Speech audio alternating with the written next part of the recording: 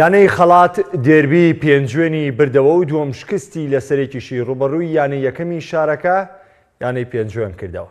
لە درێژەی دووەمین یاریەکانی خولی پلە دووی یانەکانی عێراق لە سەر یاریگای فەرماندەیی یانەی پێنجوێن و خەڵات ڕوبەڕووی یەک بوونەوە کە دیارەکەش دێربی شاری پێنجوێن بوو.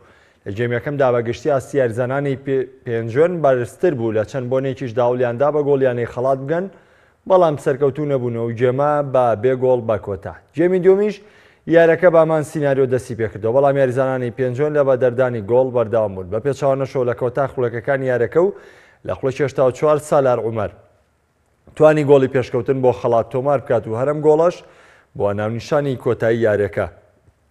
بەم سەرکەوتنەشی خەڵات بووە خاوەنی یەکەمین سێخاڵی لە خولەکە، پێنجوێنیش دووەم شکستی لە سەرێکی لە خولەکەدا تۆمار کرد.